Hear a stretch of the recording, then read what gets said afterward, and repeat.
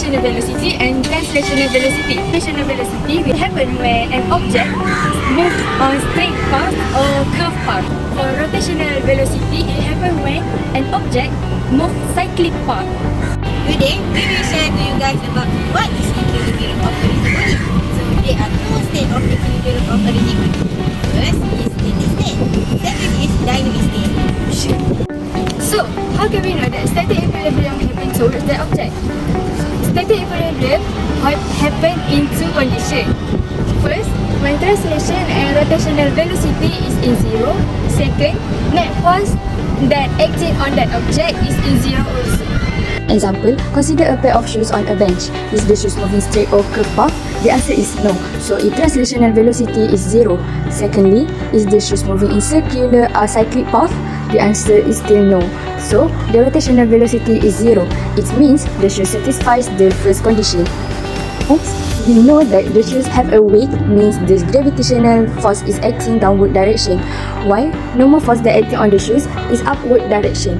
We know that downward force is equal to upward force on the bench, so the net force is zero.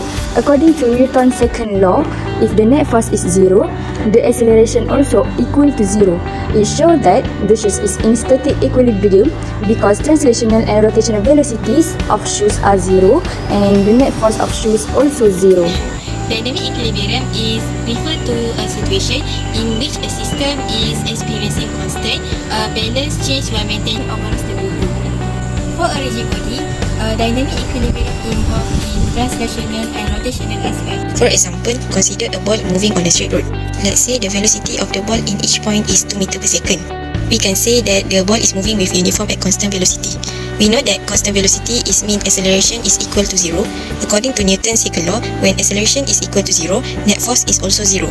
We can say that this ball is moving with constant translational velocity. Therefore, the ball is in dynamic equilibrium. Example of equilibrium in our daily life is when we play bowling. As we know, the bowling ball is heavy. So, when we lift up the bowling ball, our muscle will be in tense condition. Therefore, it is actually acting on force. So, the elbow will be the pivot and the moment will be under the hand that holding the ball. Our body will control by tensing the muscle to make sure we will not fall down and to be in equilibrium state.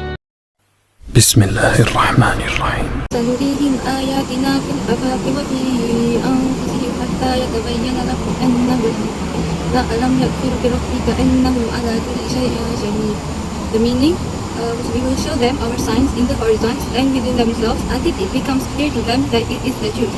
But is it not sufficient concerning your Lord that He is over all things a witness?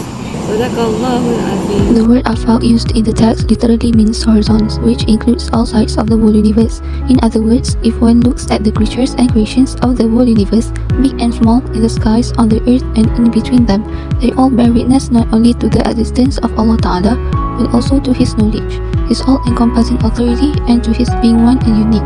For example, look at the springs inside the joints. Had they been made of steel by humans, they would have been rendered unserviceable long ago. And look at the skin of the hands and then lines made thereon that last for the whole life, and yet do not wear out. If a person of even an ordinary intellect ponders over these matters, he is bound to believe that the creator and sustainer of all these things is a being who has limitless knowledge and authority, and there simply cannot be anyone like him.